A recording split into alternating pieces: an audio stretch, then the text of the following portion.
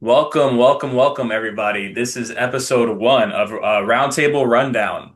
This is just going to be a baseball show covering all things MLB. Um, and Joey, why don't you introduce yourself? Yeah, my name is Joey Mistretta, and I cover basketball, and I'm also a baseball guy, and excited to talk a little baseball today with you, Josh. Yeah. And same with me. I'm Josh Valdez, and I'm very similar to Joey. We cover the same sports, but this show is going to be baseball oriented, and we have a lot to talk about, right? Obviously, Pete Alonso is now a Baltimore Oriole. Not something I'd ever thought I'd say in my lifetime. He was with the Mets for his whole career. I don't know. I didn't think he was going to necessarily stay with the Mets, but I didn't look at the Orioles as a real suitor. I don't know. How did you feel about it?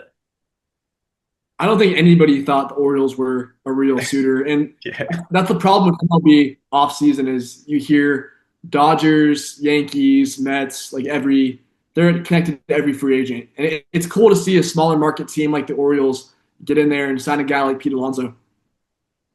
Yeah, it is. Well, and that's kind of what I think is so fascinating about it is I feel like it's changing the dynamic in the division just with this one move alone because someone of Alonso's caliber, he has the Mets all-time record in home runs. This guy's one of the best first basemen in the game. For him to sign a 5-year, $155 million deal with Baltimore,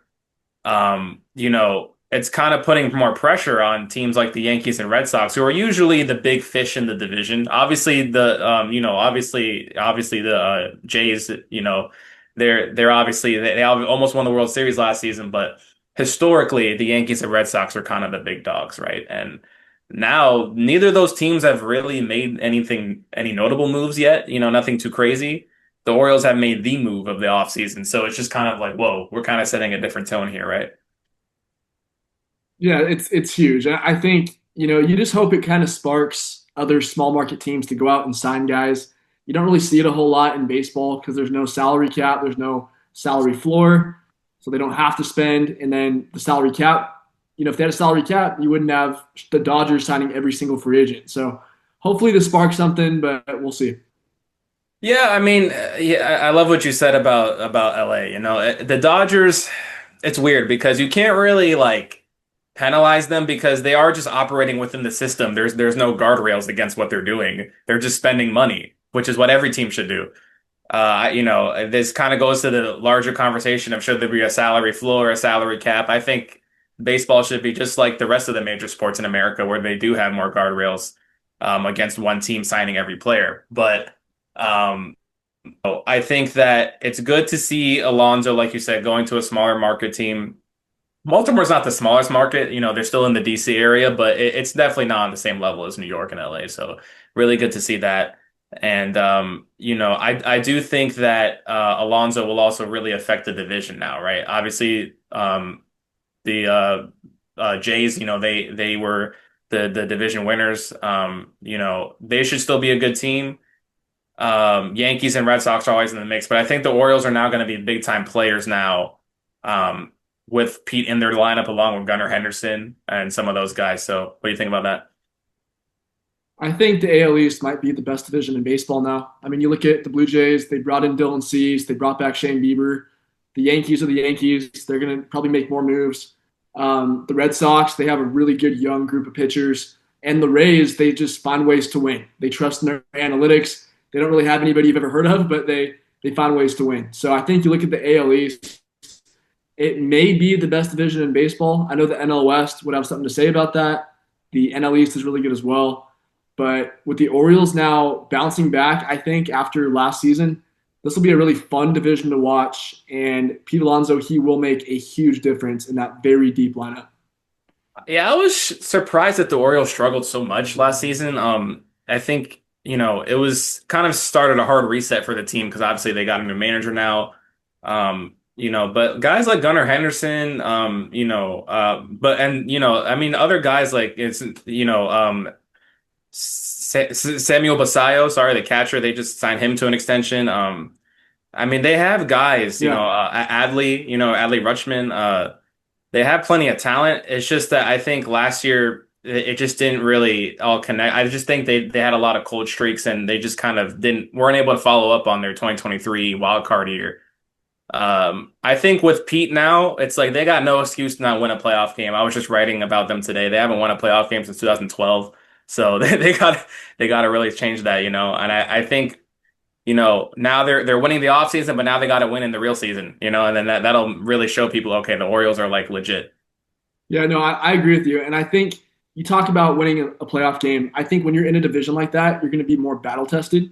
So when you're going up against these top tier teams throughout the season, if you can sneak into a playoff game, whether it's a postseason or a wild card game or a division win, you might be able to make some noise in the playoffs when you're going up against AL Central teams who aren't as battle tested or even some AL West teams because the AL West isn't really that deep either. So I think the Orioles are in a really good situation, even though that division is deep. You just got to play well enough to sneak into a wild card spot at the very least. Yeah, and you know, we've seen before, right? I mean, look at the Mets in 2024, right? They barely snuck in, made it all the way to NLCS, you know, within a couple wins of the World Series. You can go far if you just get hot at the right time. Uh, you know, the Nats, right? 2019 Nationals, you know, no one really expected them to go all the way and they did it, right? They snuck in. So the Orioles, I could definitely see them being a team like that, especially with, like you said, being battle tested with experience. Um, I think with Pete Alonso, he adds more veteran experience to that group too, right? It was a pretty young group these past couple of years, so I think, you know, Pete being a part of those Mets teams that, you know, made some playoff runs, uh, it isn't just a talent, but that'll just help it have that perspective in the locker room, like, okay, you know, that's kind of help stabilize and help remind the young guys, like, hey, you know, let's stay focused, like we got this, right?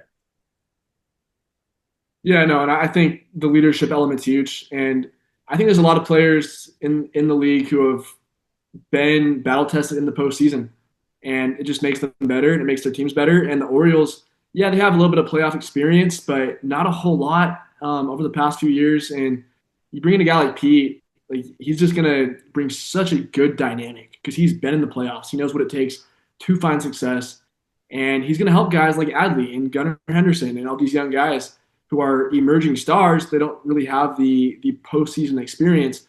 You combine all that together and that's how you build a championship team in baseball.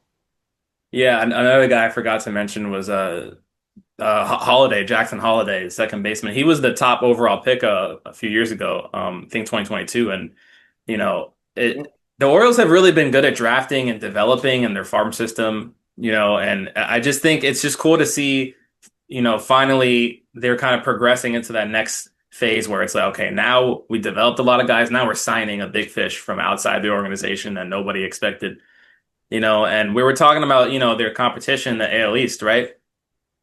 You know, the Yankees, right? They're always going to be in the mix, right? But it's interesting how it's kind of like they're switching roles. You expect the Yankees to not necessarily get Alonso, but make moves of that ilk.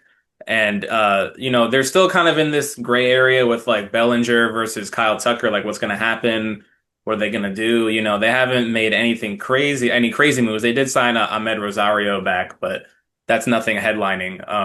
I think it's interesting to think about as well with the Red Sox. Like they kind of traded away Rafael Devers this past season. You know, we don't know if Alex Bregman's coming back. They're kind of not operating like they are the biggest fish in the pond anymore, right? It wasn't that long ago when they won the World Series. So it's just interesting that the dynamics seem to be shifting, like the Orioles being aggressive versus the Yanks and Red Sox not being as much. It's just like not what you would expect, but I'm interested in that. Yeah, a lot of it I think is analytics. I think the Yankees saw the Rays beating up on them a little bit. Not recently, but in past years, and they just saw what the Rays were doing, and they were able to have a.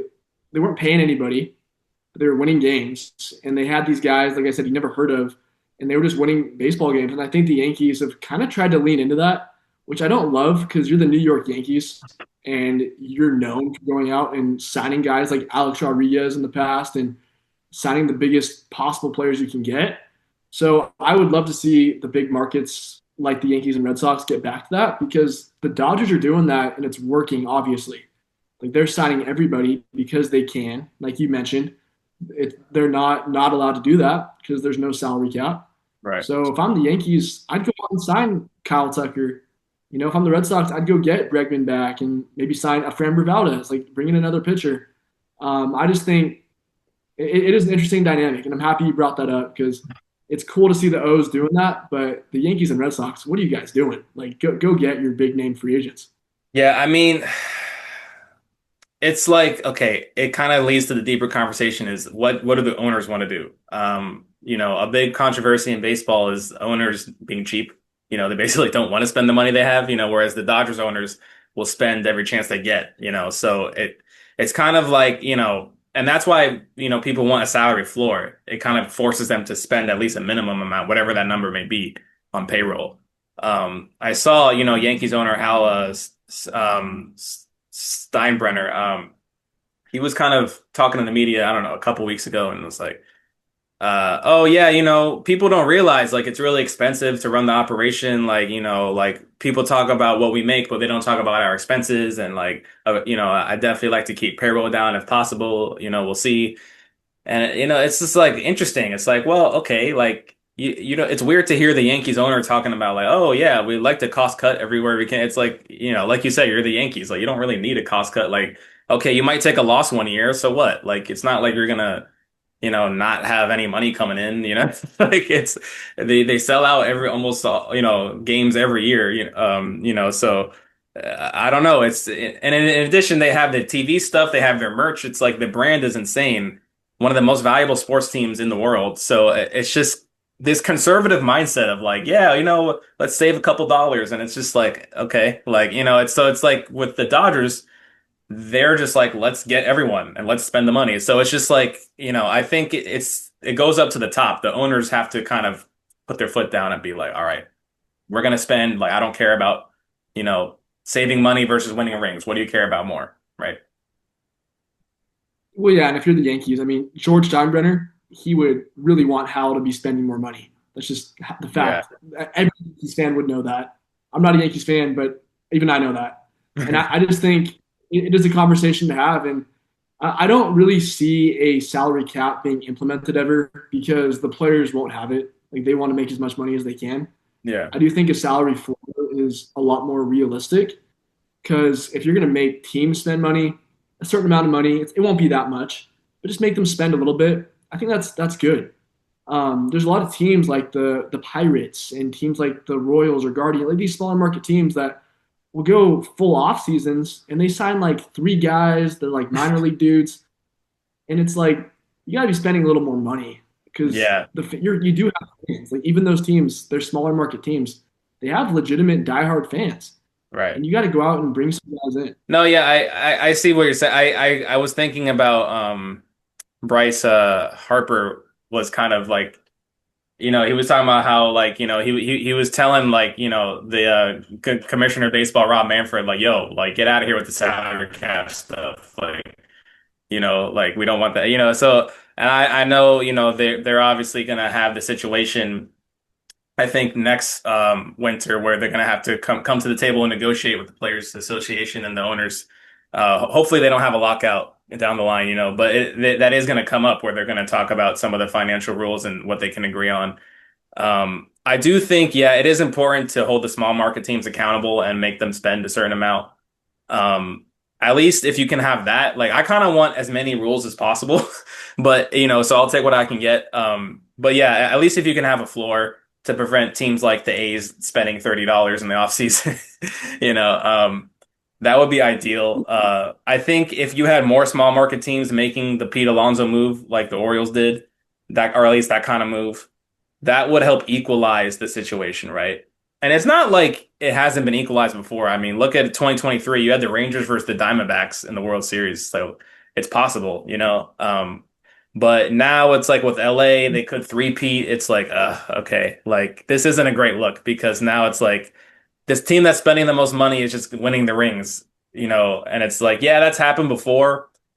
Like people bring up, oh, look at the Yankees in back in their dynasty with Jeter and stuff. But it's like they also developed guys at least. My thing with the Dodgers is they have this team they've had isn't really most of them aren't homegrown. A lot of them are from the outside. So it's like, yeah, they didn't break rules, but it's also like, okay, now everybody else kind of at least has to make big signings too to match up with them, right? So they're kind of starting this rat race a little bit.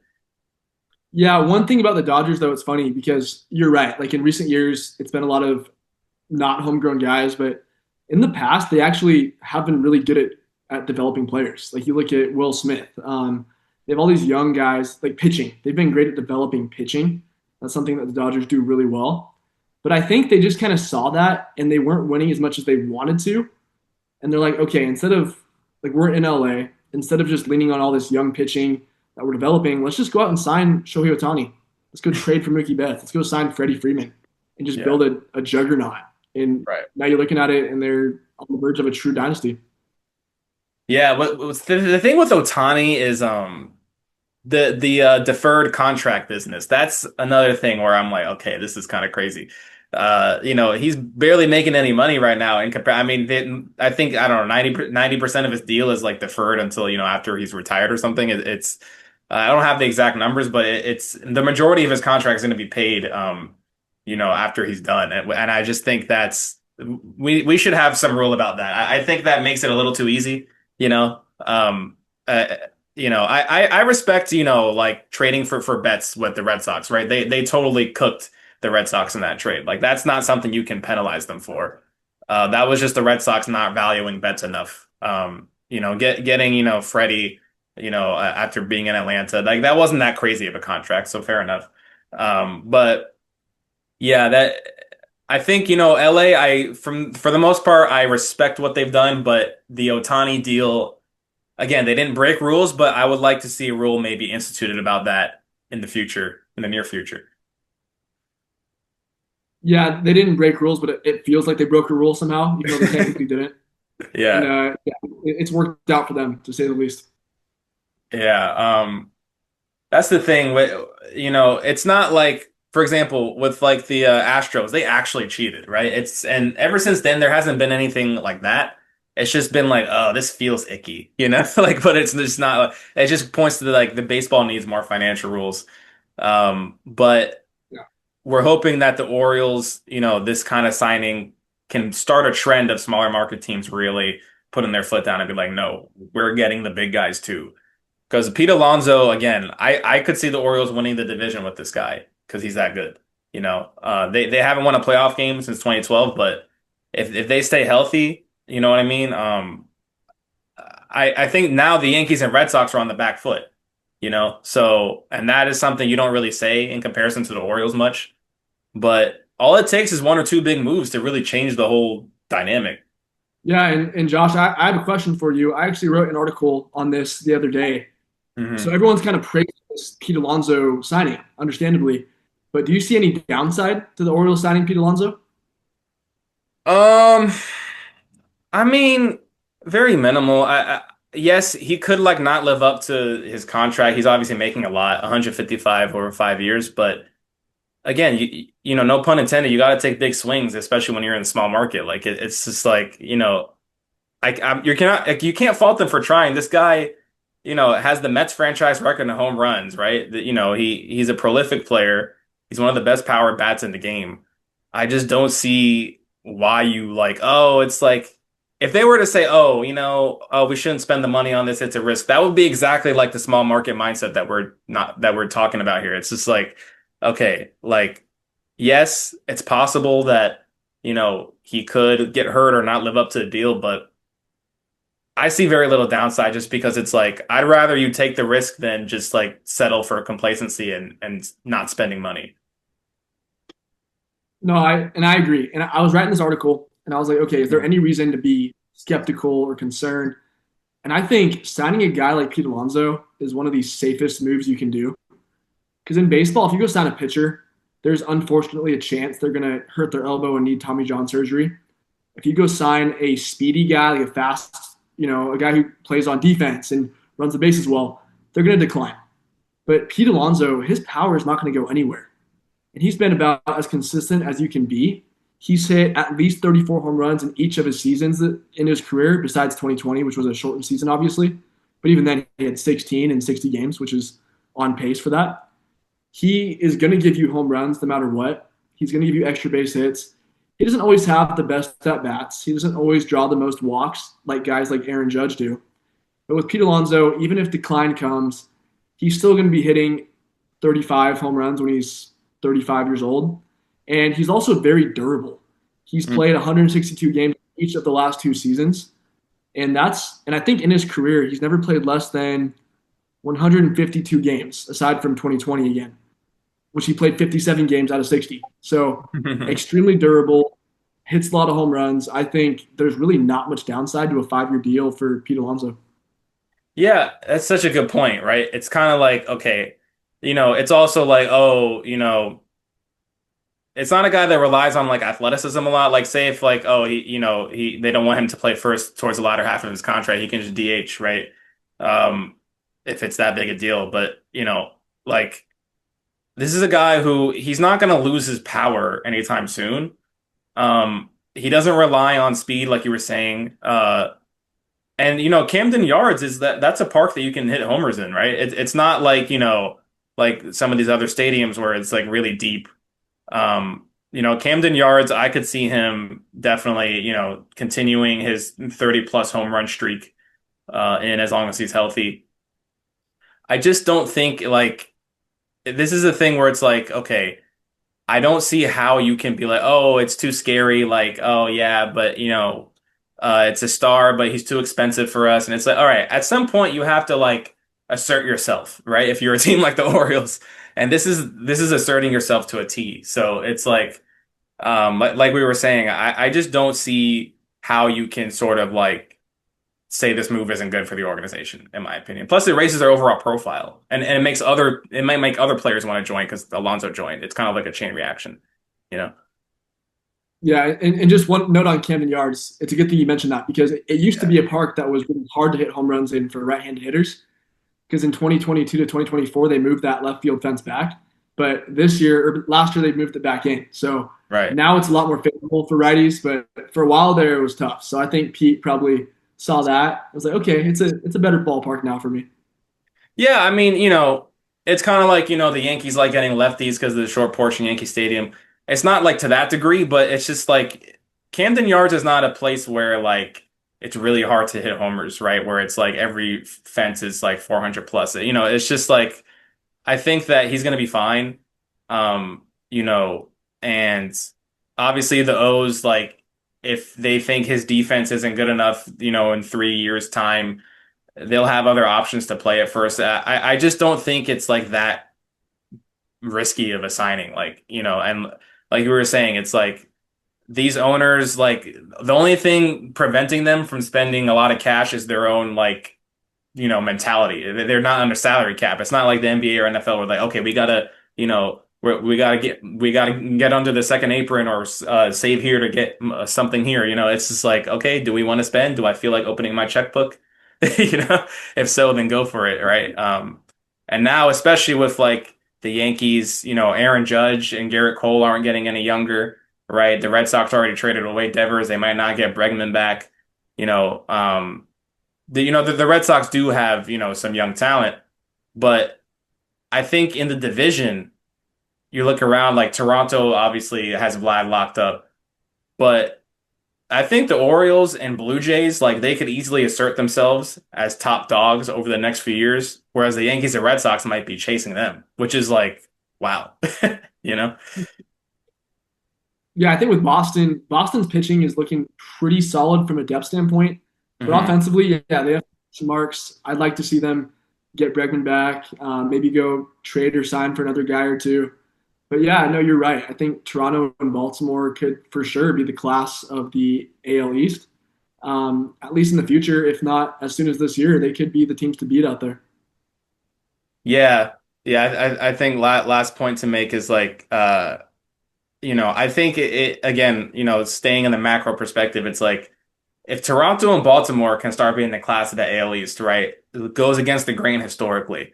What could that mean for the entire league? Because obviously you have the Dodgers in the NL West, kind of they've been dominating, but you could have, teams in the AL Central start to like really assert themselves, like Cleveland and Detroit, and then, other teams that aren't typically like the dominating historical franchises. Like that could really signal a whole new era in baseball if this trend continues, or Alonso could be more of a one-off thing and then nothing happens with financial rules and small markets just keep being small. So I think it's kind of like an inflection point. Like, okay, which way is it going to go? So if you had to predict, like, do you think this is going to mean anything for the future of the league, or is this just kind of like a one-off? Yeah, I don't know if you remember, but in the World Series, there was a full conversation about if a small market team beats the Dodgers or a smaller market, like Toronto's not a small market, but Hmm. smaller market, does that mean anything for the future of the sport? And I think the Dodgers won again, obviously.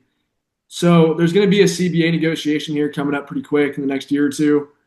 And I think that's when you're going to figure out what does the league want? Does the league want full competitive balance where teams like Cleveland and Kansas City and Detroit are competing with the Yankees for not just for winning, but for free agents? Or does the league want to see those big stars in LA, in New York? And if the league prioritizes that, then you might not see a salary cap or a floor because they might want that. But I do think competitive balance is the best because you think about the NBA. We both cover the NBA as well. Your Washington Wizards can go sign anybody with the New York Knicks. Like they could. In baseball, you don't really see the Nationals competing with the Yankees for free agents. It just doesn't really happen. Right. So I do think the league has to decide what they want, but I really do hope there's a competitive balance because it makes it more fun. Because right now, fans of Pittsburgh and Cleveland, they don't expect their teams to go sign any big names. Kyle Tucker, no way. But Yeah. hopefully that changes soon. We'll see. Yeah, it's, and that's the thing with the NBA. It's like, okay, it's kind of like Indiana Pacers just made almost won the NBA finals. And, you know, Yeah, the it's like, Thunder.